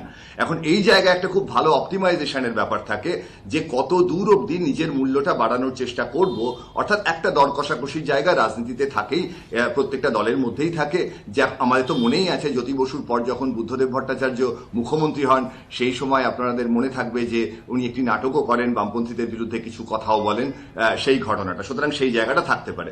সব শেষে যেটা আমার কাছে মূল গুরুত্বপূর্ণ এবং পরিসংখ্যানের প্রশ্ন, সেটা হচ্ছে অভিষেক অধিকারী যদি তৃণমূলের সঙ্গে তার সম্পর্ক না থাকে, সেই জায়গাটার কথা ভেবে নিয়ে তার যে একটা বড় অংশের অনুগামী তার সঙ্গে যাচ্ছেন এবং 2 মেদিনীপুরের যেখানে তার ভালো দখল আছে, সেই জায়গাটায় দাঁড়িয়ে কিন্তু তা সেই অনুগামীরা তিনি যদি আবার তৃণমূলে ফেরত চলে যান, তাহলেই কি তাদের ভোট আবার তৃণমূলে চলে যাবে? এই কোরিলেশনের প্রশ্নটা কিন্তু অন্তত আমার কাছে এই মুহূর্তে খুব একদম পরিষ্কার নয় যে খুব ইন্টারেস্টিং। একদম সৌম্যদা যে প্রশ্নটা করছে খুব সহজ ভাষায়, সেটা কি অনুগামীরা নেতার অনুগামী না দলের অনুগামী, তৃণমূলের পক্ষে পড়বে কিনা? কুণালদা, না, শুভেন্দু যে কটি সভা করেছে বিজয় সম্মেলনী বাতে, কোথাও তো বলেনি যে মানে যারা ওখানে গেছেন তারা মমতা বন্দ্যোপাধ্যায় নেত্রী এবং শুভেন্দুকেও তারা ভীষণ ভালোবাসেন, ফলে তারা যে দল বনাম আলাদা কোনো সত্তা, এটা হয়নি। আর 2 নম্বর, আজ এই মুহূর্ত পর্যন্ত কিন্তু শুভেন্দু অধিকারী যখন বলেন যে আমি লিফটে উঠিনি, সিঁড়িতে দিয়ে উঠেছি আর প্যারাশুটেও নাবিনি, তখন নিশ্চয়ই বিজেপি দলের কথা বলেন না, তৃণমূল দলের কথাই বলতে চান। আরে একটা বড় দলে নানা রকম কথা একটা ভাষণের মধ্যে থাকে। শুভেন্দু অধিকারী পরিষ্কার বলেছেন, আমি যতক্ষণ না কিছু বলছি কেউ কোনো কথা বিশ্বাস করবে না। আজও এই মুহূর্তে শুভেন্দু অধিকারী দলের সর্বোচ্চ নীতি নির্ধারক কমিটির সদস্য এবং রাজ্যের মন্ত্রী, ফলে এর বাইরে কোথায় কি ঘটছে, কি বলছে, জয়প্রকাশ মজুমদার, অনেকে বলছেন যে শুভেন্দু অধিকারী কি তাহলে বিজেপির হাত থেকে ফসকে গেলেন? না সুমন, আমি আগের সত্রে তোমার একটা বিষয় তুলেছিলে, সেটার সঙ্গে এটার কানেকশন আছে যে মমতা বন্দ্যোপাধ্যায় 294টি আসনেও বলেছিলেন আমি লড়ি, আমি মুখ। এখনো সেইটাই বলার চেষ্টা করছেন কিনা নিয়ে তুমি বলেছিলে। আমি বলতে চাই হ্যাঁ, উনি মুখ, কারণ এখানে আদিবাসীরা নেই কোনো মুখ, কোনো ইসলামিক বা মুসলমানরা মুখ নেই, কোনো অধিকারীরা নেই, শুধু মমতা বন্দ্যোপাধ্যায় ব্রাহ্মণবাদের চূড়ান্ত ঔদ্ধত্য, এবং সেখানে এখন হয়েছে অভিষেক বন্দ্যোপাধ্যায়। এর সঙ্গে আর একটা ঘটনা জুড়ে দিই যার সঙ্গে কুণাল বাবু জড়িয়ে আছেন, যে মে মাসের 30 তারিখ 2019 কুণাল বাবু বলছেন যে ফিরাদ বাবু বলেছেন জাহাজটা টলমলো করছে আর ইঁদুররা পালাচ্ছে এই তৃণমূল দল নিয়ে। তখন তিনি বলেছিলেন চূড়ান্ত একটা বাজে কমেন্ট করেছেন ফিরাদ বাবু, আর এই জাহাজ টলমলো করার জন্য এই সব নেতারাই দায়ী। কুণাল বাবু কোট আনকোট। আজকের দিনে এই টলমলো জাহাজ, এটা তো মানতে হবে। এবং শুভেন্দু বাবু একটা কথা বললেন যেটা তুমি শোনালে, যে এখনো পর্যন্ত এই দলে আছি, এখনো পর্যন্ত বলছেন না কাল থাকবো কিনা, এই এখনোর ওপর জোর দিলেন কেন? তার মানে কি বলছেন না যে কালকেও থাকবো বলেননি তো? তার মানে আমি আমি আমি কিন্তু লক্ষ্য করেছি, আমি জানি না 40 মিনিট অতিক্রান্ত হওয়ার পর যে কোনো 1 ঘন্টার অনুষ্ঠানে অবধারিতভাবে কুণাল দা আগে কি বলেছিলেন এবং এখন কি বলছেন এবং ভবিষ্যতে অন্য কিছু বলবেন কিনা সেই প্রসঙ্গ এসে যায়। কিন্তু এতগুলো কুণাল দার কথা হলো। আরেকটা প্রতিবেদন যার মধ্যে কুণাল দাও একটা অংশ, কৈলাস বিজয়বর্গীর পাল্টা জবাব তৃণমূলের তরফ থেকে গতকাল দেয়া হয়েছে, দিয়েছেন কুণাল ঘোষ। দেখুন। कोई भी स्वाभिमानी व्यक्ति अब टीएमसी में नहीं रह सकता, क्योंकि टीएमसी की बागडोर भाइकों के पास चली गई, भाइकों के पास चली गई। যদি সাহস থাকে, যদি হিম্মত থাকে, তাহলে নাম এড়িয়ে ভাববাচ্চে কথা না বলে নাম উচ্চারণ করুন। ভোটের আগে ভাইপো নিয়ে সরগরম রাজ্য রাজনীতি। বিধানসভা ভোটের আগে নাম না করে ভাইপোকে নিয়ে তৃণমূলকে বিঁধে চলেছে বিজেপি। তৃণমূলের অন্দরে দ্বন্দ্ব উস্কে দিতে ভাইপোর প্রসঙ্গ তুলে কার্যত মমতা বন্দ্যোপাধ্যায়ের কর্তৃত্ব নিয়ে প্রশ্ন তুলেছেন এ রাজ্যের দায়িত্বপ্রাপ্ত বিজেপির সাধারণ সম্পাদক কৈলাস বিজয়বর্গীয়। कोई भी स्वाभिमानी व्यक्ति अब टीएमसी में नहीं रह सकता, क्योंकि टीएमसी की बागडोर भाइकों के पास चली गई, भाइकों के पास चली गई। टीएमसी अब ममता जी की नहीं है, टीएमसी पुराने नेताओं की किसी की नहीं है, सब टीएमसी को टाटा बाय बाय कर रहे हैं। বিজেপি যখন নাম না করে তৃণমূলের পরিবারতন্ত্র নিয়ে বারবার সরব হচ্ছে, তখন বিজেপির পরিবারতন্ত্রের প্রসঙ্গ টেনে পাল্টা সুর চড়িয়েছে তৃণমূল। কৈলাস বিজয়বর্গীয় জি তিনি একটি বক্তৃতায় একের পর এক মিথ্যা, কুৎসা এবং ব্যক্তিগত আক্রমণ করেছেন। আমাদের এক যুব নেতাকে, সাংসদকে রাজনীতিতে পাল্লা দিতে পারছেন না, তাকে ব্যক্তিগতভাবে চরিত্র হনন করা হচ্ছে। কৈলাসবাবু আকাশ বিজয়বর্গীয়কে চেনেন, এমএলএ অফ মধ্যপ্রদেশ। সেখানকার সরকারি কাজে বাধা দিয়ে পুরসভার কর্মীদের ব্যাট দিয়ে মেরেছেন। বিসিসিআই এর যিনি সেক্রেটারি হয়ে বসে আছেন, সেখানেও তো কৈলাসবাবু সম্পর্কে ভাইপো। এদিকে বিজেপি ভাইপো ইস্যু খুঁচিয়ে তুলতে তা নিয়ে ময়দানে নেমে পড়েছে সিপিএম কংগ্রেসও। সবাই জানে বাংলায় পিসি ভাইপোকে, একটাই তো পিসি ভাইপো আছে। ভাইপোর সঙ্গে আরেকটা এসেছে আমাদের পিকে সাহেব। মমতা হাতে তো দল নেই, আজ পিকের হাতে দল। এবং আজকে পশ্চিমবঙ্গের মুখ্যমন্ত্রী মমতা ব্যানার্জি নিজে খুব পরিকল্পিতভাবে তার ভাইপোকে কখনো কোনো কালি লাগতে দেননি। ভাইপোকে তিনি মিস্টার ক্লিন করে রেখে দিয়েছেন, যাতে ভবিষ্যতে তার বদলে ভাইপোকে বাংলায় প্রজেক্ট করা যায়। আমি কখনো ভাইপো বলিনি, এইভাবে বলি না। এখন ভাইপো কে সেটা তো সবাই জানে। অন্যদিকে তৃণমূল কুণাল ঘোষকে ময়দানে নামানোর পর তার অতীতের মন্তব্যকে তার বিরুদ্ধে হাতিয়ার করেছে বিজেপি। বিজেপির আইটি সেলের প্রধান তথা এ রাজ্যের নবনিযুক্ত বিজেপির সহ পর্যবেক্ষক অমিত মালব্য 2014 সালে কুণাল ঘোষের আরও একটি বক্তব্য পোস্ট করেছেন টুইটারে।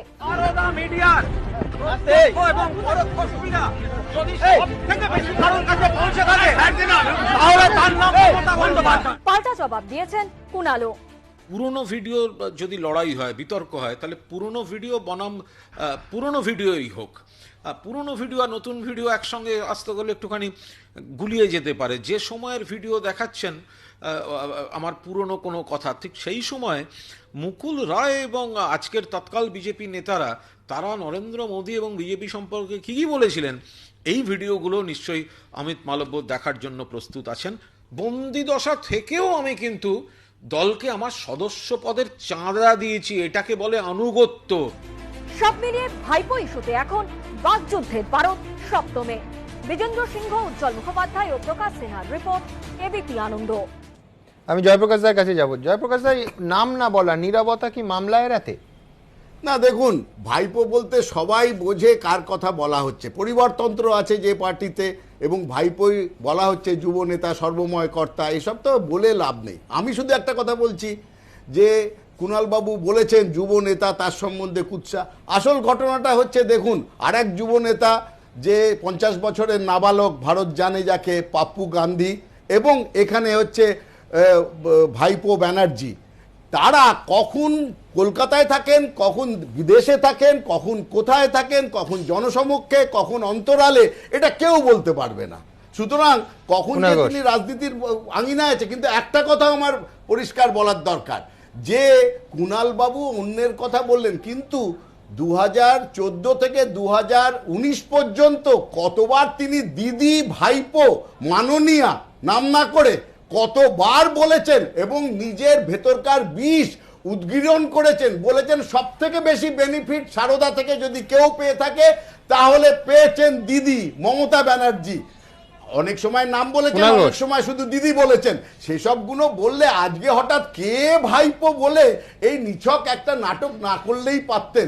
এতে তৃণমূলেরই অসুবিধা হয়েছে, কারণ ভাইপো বলতে দেখলেন তো সারা রাস্তায় বেরিয়ে 10 জনকে জিজ্ঞেস করলে 10 জনই বলবে ভাইপোকে। আমার খুব পরিষ্কার কথা সুমন, আমি যেদিন আমার খুব যন্ত্রণার কথাও বলেছি, সে মাসেও আমি চাঁদা দিয়েছি। আনুগত্য আমি বিশ্বাস করি, আর যারা দলবদলু কালচারে বিশ্বাসী তারা বিষয়টা বুঝবে না। 2, খুব স্পষ্টভাবে বলতে চাই, যে সময়ের পুরনো ফুটেজ দেখানো হচ্ছে, ওই একই সময় তো নরেন্দ্র মোদীকে দাঙ্গাবাজ খুনি বলছেন মুকুল রায়, তাহলে একই সঙ্গে কেন বিজেপি তার বিচার করবে না? 3, আমি সে সময় কাস্টাডিতে, কোর্টে আমায় রেগুলার প্রডিউস করা হচ্ছে না, আমার প্রচুর ক্ষোভ। এখন আমি কোর্টের সামনে গিয়ে দাঁড়াচ্ছি, আমি এই তর্কে জড়িয়ে এমন কোনো মন্তব্য করব না যাতে আজকে যে বিচারকরা আমাকে সামনাসামনি দেখছেন সেখানে আমার বিচার প্রক্রিয়া, যাদের এত কৌতূহল, কোর্টে গিয়ে দেখুন না কুণাল ঘোষের কি রোল আছে, সেটা চোখের উপর দেখতে পাবেন। তা বলে একটা ইয়াং ছেলেকে আপনারা ভাইপো ভাইপো করে বলে যাবেন, অথচ আপনাদের ছেলেরা, আপনাদের ভাইপোরা তারা একের পর এক বিভিন্ন বিতর্কিত কাজে যাবে। সাহস থাকলে, আমি আবার বলছি, ক্ষমতা থাকলে আপনি নাম করে বলুন যা যা দুর্নীতির অভিযোগ করেছেন। ভাইপো না বলে নাম করুন, কিসের ভয়? ভাইপো আপনি সস্তা একটা দায়িত্বজ্ঞানীন কমেন্ট করতে পারেন, ভাইপো বলে আমিও বলবো ভাইপো অমুক তমুক। কিন্তু কিন্তু সেদিন ভাইপো বলতে কাকে বুঝিয়েছিলেন? কে কে আমি 2014 থেকে যে কোনো একটা পঙ্কজ বাবু স্পেসিফিক্যালি বলছি, যে কোনো চ্যানেল, আমি সুমনকে বলে রাখলাম 7 দিন সময় দিলাম, আমার মুখ থেকে যদি ভাইপো বা অভিষেক সম্পর্কে একটা ফুটেজ এখানে দেখাতে পারো। দিদি বলেছিলেন, কাকে বলেছিলেন? আমি আবার বলছি, আপনাদের ফাঁদে আমি পড়বো না, জানারই চলে কোর্টে আসুন না। কোর্ট আমি ব্যক্তিগত থেকে একটু রাজনৈতিক, রাজ্য রাজনীতির আরেকটা স্তরে একটু দিই, যেহেতু আমার আর্কাইভেরই কথা হলো। আর্কাইভ বলছে যে রাজনীতিতে, অন্তত আমাদের রাজ্যের রাজনীতিতে এই আক্রমণ এবং প্রতি আক্রমণ নতুন কিছু নয়। আমি আর্কাইভে দেখছিলাম যে 4 মে 2017 কৈলাস বিজয়বর্গীয় সাংবাদিক সম্মেলন করেছিলেন সম্ভবত প্রেস ক্লাবে, সেখানে তিনি আক্রমণ করেন এবং পাল্টা জবাব দেন পার্থ চট্টোপাধ্যায়। পাশাপাশি ममता जी के भतीजे का 100 करोड़ का बंगला, भले ही वो हवाई चप्पल में घूम रही हो, वो कैसे बना? क्या उनके परिवार के लोग घी बेचने का धंधा करते हैं क्या? ये पैसा कहां से आ रहा है बताएं? वो नहीं तो एक समय बाद हम बताएंगे कि कहां पैसा आ रहा है और कहां जा रहा है, वो भी हम बताएंगे। আমি তো শুনিও নি কোনোদিন অভিষেক বন্দ্যোপাধ্যায়ের বাংলো আছে কিনা। আমি তো বললাম এই সব ব্যক্তিগত চরিত্রায়নের রাজনীতিতে জয়ী হয়েছে শেষ পর্যন্ত মানুষের ইচ্ছে আর মানুষের আস্থা ভরসা মমতা বন্দ্যোপাধ্যায়। মমতা বন্দ্যোপাধ্যায় তার পরিবার তৃণমূল কংগ্রেসকে শুধুমাত্র মিথ্যাচার আর রাজনৈতিক প্রতিহিংসা নেওয়ার জন্য এই ব্যবস্থা হয়েছে। তাইলে এত লোক মমতা বন্দ্যোপাধ্যায়ের পিছনে এরকম কটূক্তি করেন। বিশ্বনাথ চক্রবর্তীর কাছে যাব। বিশ্বনাথ দা, সম্ভবত বিজেপি অফিসেই এইটা, আমি বলছি যে এই নিয়ে চাপানুতর কিন্তু চলতেই। তা আপনাকে মনে করিয়ে দেবো যে অমিত শাহের শেষ যে সাক্ষাৎকার আমি নিয়েছিলাম, একেবারে পরিষ্কার প্রশ্ন করেছিলাম অমিত শাহকে কি জয় শাহ যে সম্পত্তি নিয়ে কথা হচ্ছে, তো উত্তরটা আমার মনে হয় যে একেবারে খুব সার্বিক, যে কোনো রাজ্যে যে কোনো রাজনৈতিক দলের ক্ষেত্রেই খাটে যে পাবলিক লাইফে এলে, পলিটিক্সে থাকলে এইসব শুনতে হবে। মানবেন আপনি বিশ্বনাথ চক্রবর্তী? একটা সময় জ্যোতি বসুর ছেলে চন্দন বসু, তাকে নিয়েও একটা বিতর্ক হয়েছিল এবং সেই বিতর্ক যথেষ্ট দানা বেঁধেছিল একটা সময়। জ্যোতিবাবু নিশ্চয়ই মানে উনি বিব্রত হয়েছিলেন, কিন্তু যেহেতু উনি পলিটিক্সে ছিলেন না চন্দন বসু, ফলে অল্প সময়ের মধ্যে ঢেউটা এসেও ঢেউটা মিলিয়ে গিয়েছিল। কিন্তু এখানে যেহেতু মানে মমতা বন্দ্যোপাধ্যায়ের ভাইপো যাকে ইন্ডিকেট করা হচ্ছে অভিষেক বন্দ্যোপাধ্যায়, তিনি পলিটিক্সে আছেন, ফলে পলিটিক্সে সবসময়ই একটা প্রতিদ্বন্দ্বিতা থাকে, একটা বাদ প্রতিবাদ থাকে এবং এটা আরেকটা গুরুত্ব পাচ্ছে দুটো কারণে। একটা হলো তৃণমূল কংগ্রেসের প্রায় অনেক সংখ্যক এমএলএ, যেমন মিহির গোস্বামী উত্তরের থেকে শুরু করে শিলভদ্র দত্ত, তারা প্রায় প্রতিনিয়ত বলছেন প্রেস কনফারেন্স করে যে ঢঙে দলটা চলছে, যাদের নেতৃত্বে চলছে, পিকে কে নিয়ে প্রশ্ন তুলছেন। এবং শুভেন্দু অধিকারীরও রাগের মূল কারণ অভিষেকের উত্থানের সাথে সাথে পিকে মাধ্যমে যেভাবে দল চলছে, ফলে সেখান থেকে কিন্তু বিরোধীরা একটা ইন্ধন পাচ্ছে, মদত পাচ্ছে অভিষেক বন্দ্যোপাধ্যায়ের দিকে আঙুল তুলতে বা তাকে রাজনীতির আঙ্গিনাকে আরো বেশি ড্র্যাগিং করতে। কিন্তু একই সাথে আপনাকে এই কথাটা খুব স্পষ্ট করে বলতে চাই যে রাজনীতিতে অনেক সময় দেখা যায় যে কোনো আরোপিত নাম ভীষণ গুরুত্বপূর্ণ হয়ে ওঠে, সেটা এতটাই পপুলারও হয়ে ওঠে যেটা তার প্রকৃত নামের থেকে অনেক গুরুত্বপূর্ণ এবং অনেক বেশি ভারী হয়ে ওঠে। দেখুন, যেহেতু ভর কেন্দ্রটা, তৃণমূলের রাজনীতির ভর কেন্দ্রটা মমতা বন্দ্যোপাধ্যায় এবং অভিষেক বন্দ্যোপাধ্যায়, স্বভাবতই বিরোধী রাজনৈতিক দলগুলো চাইবে প্রাণ ভ্রমরাতে হাত দিতে বা ভর কেন্দ্রকে আক্রমণ করতে। আর এই কথাটাই বলছি, প্রফুল্ল সেন আর অতুল্য ঘোষ স্টিফেন হাউস কিনেছে এই বলে তাদের জর্জরিত করা হয়েছিল, পরে দেখা গেছে ভুল। রাজীব গান্ধীকে বোফোর্স গান্ধী বানিয়েছে এক মঞ্চে মাঝখানে ভিপি সিং, ডান দিকে জ্যোতি বোস, বাঁ দিকে অটল বিহারী বাজপেয়ী।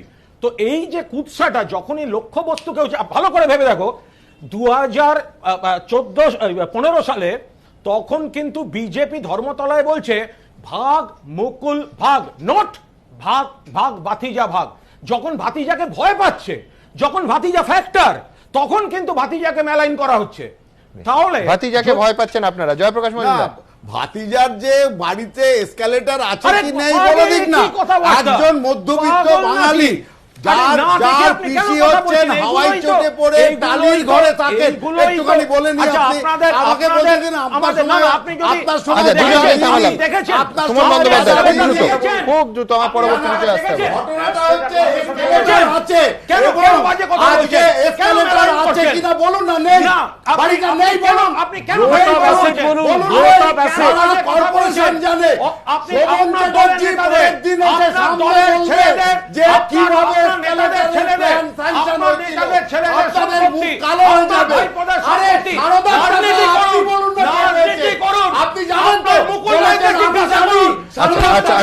আমি পরবর্তী বিষয়ে এবার যেতেই হচ্ছে ডেসিমেল নিয়ন্ত্রিত রাখার স্বার্থে আমি দ্রুত একবার শোভন চট্টোপাধ্যায়, তাকে নিয়ে জল্পনা এবং মান অভিমান এখন মানভঞ্জন হয়েছে বলে অনেকে দাবি করছেন। শোভন চট্টোপাধ্যায়, আগের বার সকালবেলা উনি এসেছিলেন, তো আমি বললাম মধ্যাহ্নভোজে আসা উচিত এবার, কারণ উনি খুব তাড়াতাড়ি শুয়ে পড়েন, কাজে রাত্রিরের বৈঠক ওনার সঙ্গে সম্ভব না।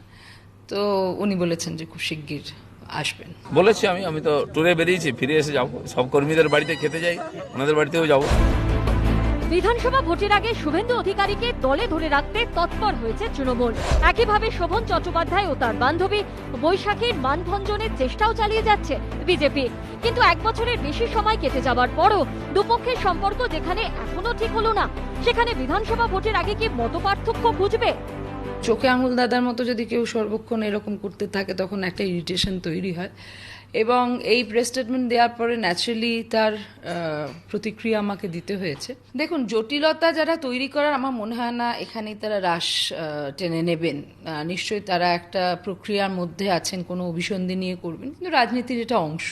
শোভন চট্টোপাধ্যায় এবং বৈশাখী বন্দ্যোপাধ্যায় দলের মধ্যে তাদের ঘিরে টানাপোড়েন কিংবা তাদের দোলাচল বৃত্তি কি এরকম ধরনের বিজয় সম্মিলনী তার ফোনে আমাকে দেখা হচ্ছে, সেও রাজ্য কর্মসমিতির সক্রিয় সদস্য, তাকে ইনক্লুড করা হয়েছে, তখন আমার মনে হয়েছে যে একটা ডিভাইড অ্যান্ড রুল পলিসি, যেটার জন্যই আমাদের একটা তীব্র আপত্তি ছিল এবং we are not ready to accept এই অ্যাটিটিউড। তা ন্যাচারালি সেখানে যাওয়ার কোনো প্রশ্ন থাকছে না। তবে সোমবার বৈশাখী আবার দাবি করেন সমস্যা মিটেছে। তাদের বাড়িতে মধ্যাহ্নভোজে আসার প্রস্তাবে হ্যাঁ বলেছেন দিলীপ ঘোষ। বিজয় সম্মেলনী নিয়ে তো একটা জটিলতা তৈরি হচ্ছিল। বিজেপির কোনো এক নেতাই নিশ্চয়ই উনি, আমি ঠিক জানি না উনিকে, কিন্তু উনি যেহেতু আহ্বায়ক ছিলেন উনি বলেছেন যে আমরা শুধু গুরুত্বপূর্ণ মানুষদেরকে ডেকেছি, যারা গুরুত্বহীন তাদেরকে ডাকেনি। দিলীপ দা নিজে এটা খুব উদ্যোগী হয়েছেন যাতে কোনো রকম কমিউনিকেশন গ্যাপ না হন। আমাদের দলের অন্যান্য সিনিয়র লিডাররাও আমাকে, মানে দিল্লির নেতৃত্ব আমাকে বারবার বলেন যেটা খুব আনফর্চুনেট ঘটনা ঘটেছে, এরকম কিচ্ছু ব্যাপার নয়। এই ব্যাখ্যা করার তো জায়গায় নেই, এটা তো দূরাভাসে হয়েছে। ন্যাচারালি টেলিফোনের মধ্যে থেকে তো আমি মুখ দেখতে পাচ্ছি না যে কার ইশারায় হচ্ছে বা কে করছে। তা সেদিন সকাল সকাল এসেছিলেন তো, এবারে মনে হয় উদরের কাছে নিবেদন করে হৃদয়ের কাছে আবেদন হয়তো দিলীপবাবুও করবেন, হয়তো আমিও করব। সম্পূর্ণটাই একটা রাজনৈতিক বিষয়, রাজনৈতিক ক্রিয়াকলাপের বহু ধরনের অঙ্গ। আমরা কিন্তু মনে করি আমরা নিজেদের জায়গায় খুব স্টেডি আছি। কিন্তু দিলীপ ঘোষ শোভন বৈশাখীর বাড়িতে খেতে রাজি হলেও রাজ্য বিজেপি নেতৃত্বের একাংশ আবার বুঝিয়ে দিয়েছেন শোভন বৈশাখীকে তারা একই রকমের গুরুত্ব দিতে নারাজ। আজকে শোভনদার যে পলিটিক্যাল ইম্পর্টেন্স, তার সাথে তো বৈশাখীদের কোনোদিন কম্প্যারিজন হতেই পারে না। ডেফিনেটলি দুজনকেই সম্মান দেওয়া দরকার, বাট যেটা ইম্পর্টেন্সের কথা, যে দরকারের কথা, দুজনকেই দরকার, বাট ডেফিনেটলি শোভনদারের তো অন্য একজন লেভেলের মানুষ। তৃণমূল বাম কেউই অবশ্য বিষয়টিকে গুরুত্ব দিতে নারাজ। আমি জানি তো এইসব বিষয়ে আমি কি করে বলবো, দেখুন আমার অনেক কাজ থাকে, অনেক ব্যস্ততা থাকে এবং চারিদিকে এই 24 ঘন্টা কাজ করে শেষ করতে পারছি না। কি কোথায় যাচ্ছে, কি করছে, আমি কি করে বলবো, গিয়েছে না গিয়েছে জানি না। আমাদের রাজনীতিটাকে কোথায় নামিয়ে আনা হয়েছে, রাজনীতিটাকে একদম মানে বলবো যে খেলো করে দেওয়া হয়েছে। সব মিলিয়ে শোভন বৈশাখীকে নিয়ে দোলাচল কাটছে না। কৃষ্ণেন্দু অধিকারী, দীপক ঘোষ ও ঋত্বিক মণ্ডলের রিপোর্ট, এবিপি আনন্দ। আমি জয়প্রকাশ দার কাছে যাব। জয়প্রকাশ দা, খুব যদি আমার ভুল না হয় 4 আগস্ট 2019 শোভন চট্টোপাধ্যায় দল ছাড়লেন। তারিখটা মনে আছে তার, কারণ স্টুডিওতে এলেন দল ছেড়ে। প্রায় 16 মাস হয়ে গেছে। অমিত শাহ, আমি যদি একেবারে সাম্প্রতিক অতীতটা দেখি, অমিত শাহর সঙ্গে বৈঠক করলেন, অরবিন্দ মেনন বাড়িতে গেলেন, তারপর বিজয়া সম্মেলনী নিয়ে নাকি শোভন চট্টোপাধ্যায় এবং বৈশাখী বন্দ্যোপাধ্যায়ের মধ্যে আপনারা দলের তরফে কেউ ডিভাইড অ্যান্ড রুল পলিসি চালানোর চেষ্টা করলেন। আমি বলছি যে শোভন চট্টোপাধ্যায়, ফ্যাক্টটা এই যে শোভন চট্টোপাধ্যায় 16 মাস পরেও তাকে সক্রিয়ভাবে বিজেপির পক্ষে নামানো গেল না, মানবেন? না, প্রথম একটা কথা বলি যে শোভন এবং বৈশাখী তারা দিল্লিতে গিয়ে যখন বিজেপি দলে আনুষ্ঠানিকভাবে যোগদান করেছিলেন এবং সদস্যতা পদ নিয়েছিলেন, তখন সেখানে আমিও উপস্থিত ছিলাম। আমার সৌভাগ্য হয়েছিল সেই অনুষ্ঠানে উপস্থিত থাকার। কিন্তু একটা কথা বলবো, সেই তারপর থেকে, সেই গত বছরের আগস্ট মাস থেকে এখন নভেম্বর মাস, একটা কথা যে এর মাঝখানে শোভনবাবুকে এবং বৈশাখী দেবীকে মমতা বন্দ্যোপাধ্যায় এবং তৃণমূল থেকে তাদের বড় বড় নেতা অসংখ্যবার নানাভাবে চাপ এবং অনুরোধ, এই সব মিলিয়ে ফেরত আনার চেষ্টা করেছেন। এরা দুজনেই সেগুলো প্রত্যাখ্যান করে বলেছেন আমরা বিজেপিতে ছিলাম, বিজেপিতে আছি। এটাই সব থেকে বড় সত্য আজকে। এবং আমরা মনে করি অচিরেই শোভন বাবুকে সক্রিয় দেখা যাবে বিজেপির মঞ্চ থেকে। জয়প্রকাশ দা, বিজেপির শোভন চট্টোপাধ্যায় বিজেপিতে এই মুহূর্তে ডেফিনেটলি আছেন, আগেও 4 আগস্ট 2019-এর পর ছিলেন, কিন্তু তিনি তো একবারও এতগুলো সাক্ষাৎকারে বলেননি যে প্রবল তৃণমূলের তরফ থেকে চাপ দেওয়া হচ্ছে। বরঞ্চ তার অভিযোগ যে তাঁর এবং বৈশাখী দেবীর মাঝে ডিভাইড অ্যান্ড রুল পলিসি চালাচ্ছেন আপনারা। না, দেখুন, ওনার মনের কিছু আবেগের কথা, অস্বস্তির কথা অফকোর্স তিনি বলেছেন, কিন্তু এর সঙ্গে এটাও আপনি দেখুন, বারবার বলেছেন, বৈশাখী দেবী অন্তত বলেছেন যে তাকে অনেক রকম পদ এবং অনেক রকম জায়গা দিয়ে বারবার ডাকা হয়েছে, বলা হয়েছে, এবং তার কলেজের ব্যাপারে এগুলো আপনি বলছেন তো বাইরে আসে না, চাপ এবং প্রলোভন, সোজা কথা। কুণাল ঘোষ, আমার খুব ছোট্ট 3টে বিষয়। এক হচ্ছে বিজেপি দুর্নীতি নিয়ে কথা বলে এতক্ষণ চিৎকার করলেন, যে মেয়রের চেম্বারে বসে নোট গুনছিল তাকে জয়েন করাবার জন্য গর্বের সঙ্গে বলছে যে আমরা চাই উনি বিজেপিতে থাকুন। এক। দুই হচ্ছে আমি শোভনদাকে চিনি, আর বৈশাখী যথেষ্ট শিক্ষিতা, ব্যক্তিত্ব সম্পন্ন, সম্মানীয়, ডিগনিফাইড, সুন্দর দেখতে, কিন্তু বিজেপির সঙ্গে শোভনদার একটা কোথাও প্যাকেজে গন্ডগোল হচ্ছে বাই ওয়ান গেট ওয়ান ফ্রিতে। ফলে এইটা সম্পূর্ণ এদের নিজেদের ব্যাপার। কিন্তু কুণাল দা একটা প্রশ্ন থাকে যে আপনি টাকার কথা, দুর্নীতির কথা যখন বললেন, যে তিনি যখন আবার বিজেপিতে যোগ দেওয়ার পরও ভাইফোঁটার দিন মুখ্যমন্ত্রীর বাড়িতে ফোঁটা নিতে যাচ্ছেন বা চলচ্চিত্র উৎসবে একেবারে প্রথমের সারিতে বসছেন, তখন দুর্নীতির প্রশ্ন সমান হয়। অনেকের চেনা, তৃণমূলের অনেকের চেনা, পার্থদা বা পুরনো একসঙ্গে সম্পর্ক, ফলে কোথাও কোনো জিনিস থাকলে যোগাযোগ থাকবে না। শোভনদা তো মানে কত কম বয়স থেকে মমতাদির ঘরের বা বৈশাখীও, তা তাদের সঙ্গে চেনা পরিচিতি থাকে। এখন সেটা এই আমাদের জয়প্রকাশ দ্বারা সেখানে কিভাবে কি নেবেন টেবেন সে তাদের ব্যাপার। এফআইআর নেমড, নারদা দুর্নীতির বিরুদ্ধে লড়বেন, আবার শোভনদাকে কোলে করে ঘুরবেন, এ তো তাদের প্রবলেম। আমাদের একটা লাইন সুমন, একটা লাইন বলবো যে আজকে নারদার কাণ্ডে টাকা গোনার কথা হঠাৎ আজ মনে পড়লো। সেই ঘটনার পরে শোভনবাবু মেয়র থেকে এবং তাকে নিয়ে তৃণমূল কংগ্রেস তখন কোলে নিয়ে কতদূর চলেছিলেন, আর আজকে এটা বলে ভালো করলেন, বুঝিয়ে দিলেন যে শোভনবাবু সম্বন্ধে তৃণমূল কি মনে করে, শোভনবাবুকে কি চোখে অনেকক্ষণ ধরে কিন্তু বলতে হচ্ছে যে শোভনবাবুকে কি চোখে সুমনবাবু একটা জায়গায় কিন্তু আমার মনে হয় আমরা খুব গোলমাল করে ফেলছি। সেটা হচ্ছে, যদি আপনি একটু লক্ষ্য করে দেখেন যে শোভনবাবুর কথার মধ্যে শোভনবাবু বললেন যে দিলীপ ঘোষ আসবেন এবং উদরের মাধ্যমে হৃদয়ে পৌঁছানোর একটা বিষয়। আমাদের রাজনীতির আলোচনায় কিন্তু যেটা আমরা একেবারে ভুলে যাচ্ছি অনেকক্ষণ ধরে, সেটা হচ্ছে সারা ভারতে এই করোনা পরিস্থিতিতে এবং পশ্চিমবঙ্গেরও প্রচুর মানুষ যাদের কাছে রাজনৈতিক নেতারা পৌঁছতে পারতেন, সেই উদর থেকেই হৃদয়ের কাছে তাদের জন্য খাদ্য, বস্ত্র, বাসস্থান এগুলোর ব্যবস্থা করে। অর্থাৎ যে রাজনীতিটার কথা এতক্ষণ আমরা আলোচনা করছি, সেই রাজনীতিতে কিন্তু পুরোটাই রাজনৈতিক কচকচি, ওই যে আপনি যে কথার প্যাঁচ, সেই রাজনীতির মধ্যে আমরা ঢুকে আছি। কোথাও কিন্তু আলোচিত হচ্ছে না মানুষের কথা, যে মানুষের যে সড়ক পানি এবং মানুষ যে খেতে পাওয়ার কথা, এই রাজনীতির আলোচনা কিন্তু পশ্চিমবঙ্গে 2021-এর ভোটে ভীষণ ভালো, ভীষণ ইম্পর্টেন্ট একটা জায়গা হিসেবে কাজ করবে। যারা আমরা এখানে আসি প্রত্যেকে বিভিন্ন দলের আছি, আমরা এখানে কথা বলছি মানে কি আমাদের দলগুলো বা আমাদের সাংগঠনিক কর্মীরা যে দলে থাকি তারা এলাকায় কাজ করছে না, রাজ্য সরকার কাজ করছে না, জয়প্রকাশ দাস একটা আলাদা দল করে, কিন্তু আমরা এখানে তর্ক করছি মানে। আজকে তৃণমূলের মুখপাত্রের কথায় আমরা খুশি, তারা বুঝিয়ে দিয়েছেন শোভনবাবুর অবস্থান তৃণমূলে কি, তারা কি চোখে শোভনবাবুকে দেখে আজকে পরিষ্কার বুঝিয়ে দিয়েছে। এবার এরপর থেকে আজকে টকশোর পর থেকে, আজকের ঘণ্টাখানেকের এই অনুষ্ঠানের পর থেকে শোভনবাবুকে বিজেপির হয়ে সক্রিয়ভাবে নামাতে আপনাদের সুবিধা হবে। নামান না, সঙ্গে ওই নোট গোনাটা দিয়ে নামাবেন।